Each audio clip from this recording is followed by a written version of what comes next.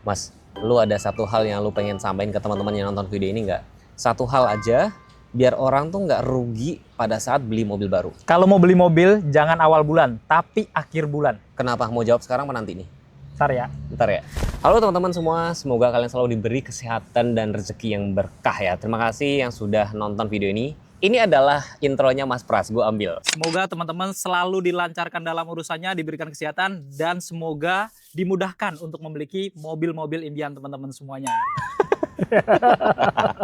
Jadi memang kita harus doain teman-teman ya yang setia menonton channel YouTube kita ya. Jadi samping gue sudah ada kacamata Andi Pras dan gue Teguh, barangkali teman-teman juga belum tahu. Nah, sedikit cerita aja. Jadi kami berdua tadinya tuh sama-sama kerja di dealer mobil. Berapa tahun, Mas? Aku 11 tahun lebih lah. Saya 13 tahun, tapi gue masih sempat pindah ke brand lain, 2 tahun jadi SPV, tapi Mas Pras, dia lebih senior untuk di bidang perkontenan, dia langsung nyemplung gitu ya. Nah, di video kali ini gue nggak bakalan bertele-tele, gue bakal bahas 5 hal penting yang sebenarnya hal ini dimiliki sama kita. Ini yang membedakan kita sama reviewer lain, setahu kami gitu kan. Karena kami pernah kerja di dealer, dan sekarang kami full konten, jadi kita nanti coba buka-bukaan ya, tipis-tipis. Kita nggak bakal buka dapurnya semua kok. Pertama gini, tadi Mas kan sebut ya, ada satu kalimat penting. Kenapa nggak boleh beli mobil, bukan nggak boleh ya, kayak tips gitu kan. Kenapa sebaiknya nggak beli mobil di awal bulan? Nah gini teman-teman, jadi kalau sebagai kita dulu marketing gitu ya di otomotif, awal bulan dan akhir bulan itu berbeda. Tapi ini bisa plus minus sih sebenarnya. Jadi kalau teman-teman beli di awal bulan itu biasanya kadang promo-promo tuh masih ditahan.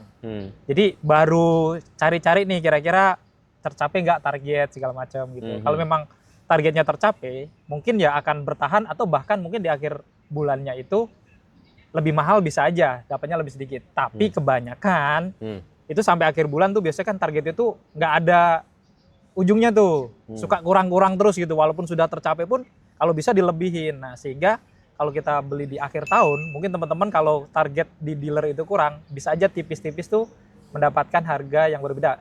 Dalam tanda kutip kalau harga tuh sama, mungkin diskonnya atau hal-hal lain bisa lebih banyak seperti dapat aksesoris A, B, C atau hadiah-hadiah langsung seperti itu. Oke. Setuju nggak kalau gue bilang, misalkan ya harga atau diskon yang dimiliki sama sales, supervisor sama kacap tuh beda dalam artian kewenangan? Sebenarnya sama aja ujungnya.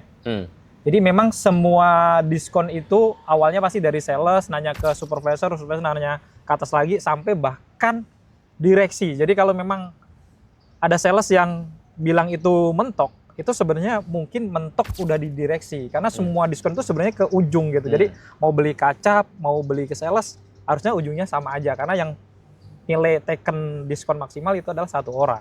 Tapi saya punya pendapat berbeda karena gue pernah kerja di SPV. Jadi maksudnya gini, yang gue maksud tuh gini, misalkan ya, contoh Mas Pras ini kepala cabang nih, ada SPV, gue SPV-nya, terus ada sales gue namanya Agus.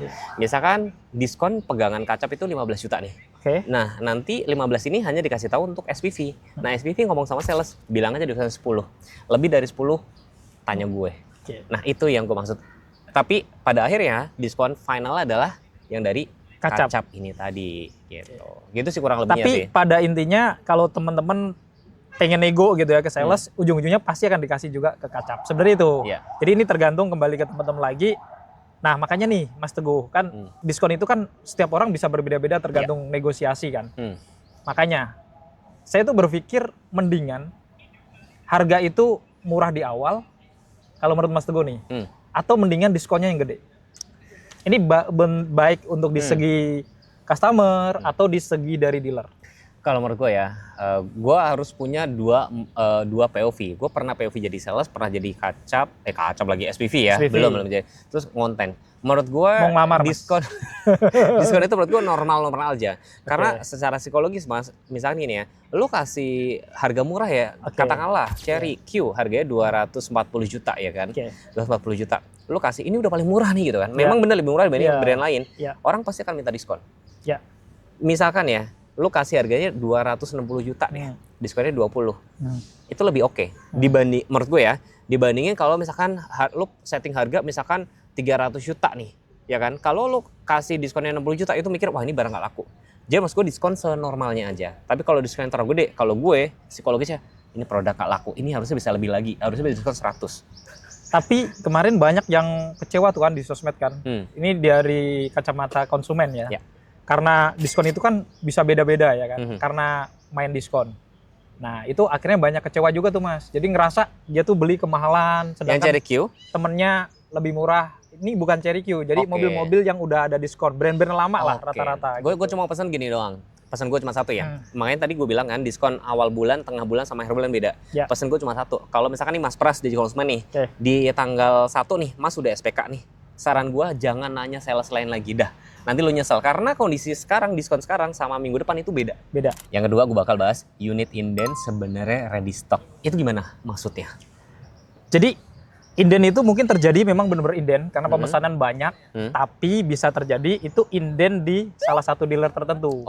Bisa jadi nih, kalau dulu kan gue cabang gede nih, pusat. Nah itu banyak tuh fleet tuh belinya di situ. Jadi kadang tempatku tuh lebih lama nih dibanding tempat lain karena memang pemesanannya antriannya tuh banyak. Tapi di beberapa dealer lain yang mungkin pemesanan di unit itu nggak banyak, itu bisa aja ready gitu. Bahkan kita minta stok ke sana. Cuman kadang ya namanya kan cabang lain juga mau jualan nih. Kalau bisa ke sana aja belinya customer gitu kan. Atau kalau misalnya kita pengen ngambil gitu ya, sebenarnya bisa juga, tapi biasanya agak dipersulit tuh.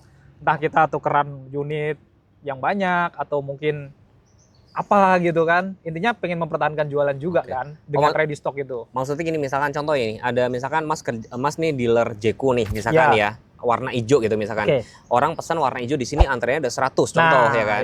Misalkan di Jogja itu dia ada warna hijau ready. Yang pesan di sini mau minta sama dia nggak dikasih. Gitu kan? Iya, betul. Karena mereka pengen jualan. Pengen jualan juga. Kalaupun mereka mau ngasih misalkan ya dari sini minta ganti, yaudah lu boleh nih tuker sampai 3 biji gitu. Mungkin gampangnya gitu dengan kali jenis lain ya. Oh berarti itu triknya. Tapi ada pesan nggak buat teman-teman yang sudah kadung booking? Kalau sudah kadung booking ya mendingan ikutin rule aja ya. Karena kalau udah pesen tempat lain mau batal kan di cancel juga. Terus juga kalaupun dikembalikan kan juga butuh proses gitu ya. Daripada kita pindah, nanti takutnya juga ngantri juga di sono gitu. Atau sebenarnya sebelum beli mending dicek dulu nih mana yang bener-bener ready gitu. Oh yang penting ada hitam di atas putih sesuai pesanan ya. Pokoknya kalau kalian batalin di luar kesepakatan itu harusnya balik 100%. Tapi kalau misalkan contoh nih janjinya September, ini belum bulan September ya kalian nggak bisa batal. Kalau batal potong gitu ya. Sebenarnya ada trik baru. Apa? Tip baru nih Mas, terutama untuk mobil-mobil merek-merek baru yang showroomnya baru berkembang, baru mulai ada showroom baru. Mending teman-teman cari showroom baru, kan dia nggak ada antrian tuh, gitu. Ya kan?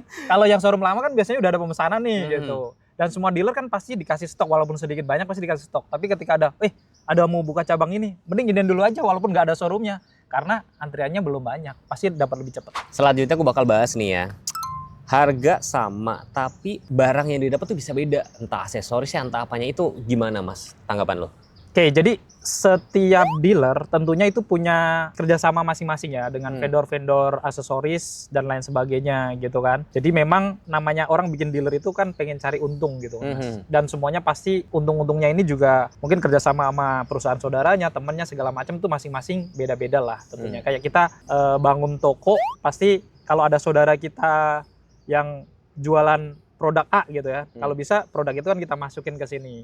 Nah, itu yang membuat beda. Jadi makanya kalau kita beli mobil bisa aja nih kaca film tuh bisa di sama-sama merek nih. Anggaplah Toyota gitu ya. Di showroom A ngasih Lumar, di showroom B ngasih 3M, di showroom C ngasih Solar Guard gitu kan. Banyak banget gitu kan, beda-beda. Nah, itu memang tergantung vendornya kerjasama dari awalnya itu masing-masing kan. Karena tentunya ada margin atau profit di dalam situ. Terus satu lagi menurut lu Mas, kayak misalkan kalau di Auto Ribu kan ada namanya Astar World nih, di Plaza ada namanya Plaza Care, ada lagi Tunas namanya Tunas Friend. Menurut lu kayak after sale kayak ini penting juga nggak sih? Penting, karena ini saya baru saja kejadian kemarin dan sering juga gitu ya. Terutama tuh mungkin kalau mogok jarang kalau kita servis rutinnya. Tapi teman-teman mungkin bisa nggak mendeteksi kira-kira tiba-tiba aki itu soak apa enggak? Nah itu yang paling sering aku tuh aki Mas. Sebenarnya gue bisa bilang bisa. Kalau mobil kalian Matic ya, kan sekarang mostly aki kering kan. Memang dia nggak ada. Bawaan masih ini dong. Iya, bawaan itu. Ada ciri-cirinya sebenarnya. Pernah suatu kali tuh kalian pada saat mau starter tuh ada lampunya kayak agak lemah sedikit. Nah itu udah tanda-tanda. Dan juga kalian ukur biasanya tuh 2 tahun. Nah, tapi kadang kalau masih hidup, kan kita bawa tuh. Nah, saya paling kejadian tuh, ya itu sering kejadian Aki nih, sering pakai bantuan dan itu ngebantu banget ya. Apalagi kalau kita pagi-pagi mau berangkat kerja, nyalain mesin nggak bisa, udah telepon ada yang bantuin. Nah, itu penting banget. Menurut gue sih penting. Oke. Selanjutnya, ini penting juga nih ya. Bonus dan hadiah yang nggak pernah ditawarin kalau nggak diminta. Contohnya misalkan kaca film, misalkan karpet, jok kulit, aksesoris, extend warranty dan segala macam. Ini bisa jadi memang bisa dapet atau memang motong diskon atau gimana? Boleh ceritain nggak pengalaman lu, Mas? Yang pertama, mungkin terkadang ada program-program yang mungkin bisa disampaikan atau tidak gitu kan. Atau malah sebenarnya diskon itu kan selalu ada dalam bentuk nominal langsung sekian juta gitu. Ada juga dalam bentuk aksesoris. Yang artinya sebenarnya dealer itu kalian dikasih anggaplah payung aja itu tetap dia beli gitu, ngeluarin duit sebenarnya. Tapi dalam bentuk barang. Nah, makanya kadang kenapa nggak disampaikan untuk aksesoris segala macam? Ya kadang kembali tadi kan berarti mengeluarkan uang lagi gitu. Tapi kalau teman-teman pengen dapat semuanya ya coba ditanyakan aja gitu kan.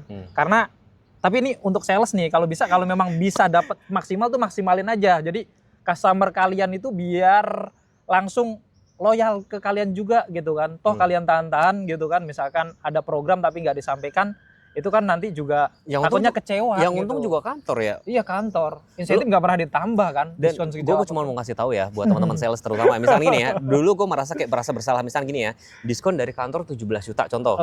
Dari kantor 17 juta, gue kasih 15 juta nih. Yang untung kantor, bukan masalah untung buat kantor, enggak. Dulu tuh gue kasih kecil 15, 13. Nah suatu kali customer tahu, kok di situ bisa diskonnya 17. Jadi kayak kita merasa bersalah. Nah, customer mikir kita ngambil selisihnya. Itu maksudnya kayaknya mau disampaikan. Iya, kan? Berarti untung dong dulu ya dealernya punya Mas Teguh. Kalau saya kebalikannya. Kalau saya tuh di pihak customer dulu. Jadi kalau bisa saya negonya ke atas. Kenapa? Karena mau diskon kecil, diskon besar, insentif saya tuh sama gitu. Jadi saya mikirnya kalau customer saya senengin gitu kan. Jadi dia nanti feedbacknya balik RO dan segala. Mohon maaf ya customer dulu. Tapi dulu kita bukan pengen ngambil untungnya, nggak. Memang tadi kita pikir ya kita belain dua-duanya ya gitu ya. Itu. Yaudah itu aja deh. Itu aja. Tapi saya mau kasih gambaran doang. Insentif unit itu nggak gede kok, jualan Avanza ingat nggak berapa? 200. Udah dibacain. Nggak apa biar tahu. Oke. Terus sama mungkin tambahan lagi, jadi belum tentu beli mobil itu dapat sarung jok karpet, belum tentu. Itu sebenarnya adalah tambahan dan itu potong diskon. Nah yang terakhir, trade in mobil bekas kadang-kadang tuh sama dealer tuh selalu diteken. Setuju nggak? Kayak misalkan ya, contoh harga Avanza atau kayak ras gue. Kemarin gue mau jual kan, makanya gue bikin konten kan. Ras gue itu gue nggak mau jual ke pedagang. Kenapa? Pedagang nawarnya sadis. Nah, tahu nggak nawarnya berapa? 170, 180. Pas gue jual sendiri 200. Jadi gimana? Jadi ini tergantung sudut pandang aja. Yang pertama, kalau misalkan teman-teman bisa jual sendiri, ya lebih baik ya. Tentunya siapa tahu bisa dapat user. Tentunya diiklanin aja gitu lewat Mas Teguh, lewat Kacamata Dipras. Kita terima kok. Jadi kita review mobilnya nanti. Ya pokoknya kita bisa nanti hubungin aja juga bisa sebenarnya mobil second ya kan. Kalau maunya siapa tahu dapat user lebih mahal. Tapi kalau memang teman-teman mau jual gitu kan untuk cari amannya, karena sekarang juga banyak penipuan segala macam. Itu bukan kita bela dealer ya, bukan ya, tapi memang pernah kayak apa tuh Mas, transaksi segitiga. Itu sering banget. Bahkan saya dulu juga walaupun sales itu pernah ngiklanin. Itu tuh ada WA yang misalnya, Pak saya setuju nih dengan mobilnya Bapak, saya DP langsung. Belum lihat mobil, belum lihat ini gitu kan. Ini kan kalau kita nggak tahu gitu kan, trik-trik kayak gini kan, ya ini takutnya sesuatu yang membahayakan teman-teman juga gitu. Tapi memang bisa lah dicek. Apa kalau harga memang nggak terlalu beda jauh, kalau memang bisa transaksi lewat dealer, ya memang saya sarankan lewat dealer sih. Tapi ya tadi jangan langsung ya aja, coba dinego dulu pelan-pelan gitu supaya teman-teman nggak terlalu jauh gitu ya antara harga jual teman-teman sama harga di luar. Itu sih paling. Oke, paling saya cerita fun fact-nya. Lu tau nggak mobil gue tuh laku sama siapa? Sama pedagang sih. Tapi dengan catatan pedagang itu saya kasih tahu mobil gue udah ditawar 200. Ya fair dong. Awalnya dia nawar 170, 180, gue kasih tahu. Nah better kayak gitu. Jadi better kalau teman-teman misalkan pengen jual ke dealer itu kan lebih mudah, lebih aman, nggak perlu takut ketipu. Bilang aja, saya mau jualnya harga segini, cariin dulu dong. Setidaknya usaha dulu, kurang lebih seminggu 2 minggu tuh sudah ada kabar, gitu sih. Tapi kalau memang seminggu 2 minggu nggak dapat, ya memang ketinggian. Jangan ditahan-tahan lagi. Karena apa? Kalau makin ditahan nanti harga itu makin turun mobil. Beda dengan emas, dengan tanah, dengan rumah, ya kan? Oke, itu tadi kayak banyak ya, 5 hal kurang lebihnya. Ini kan info orang dalam. Nah, selanjutnya kalau misalnya teman-teman pengen ada ini bahas lagi, lebih dalam lagi, biar takut nggak ketipu dan segala macem, silahkan kalian komen atau follow Instagram kami berdua. Kami memang lebih aktif di Instagram. Jadi kalau kalian komen di YouTube, kadang kan notifnya nggak masuk ya. Kalian follow Instagram kami. @teguh.ku sama Kacamata Andi Pras. Oke. Terima kasih sudah menonton.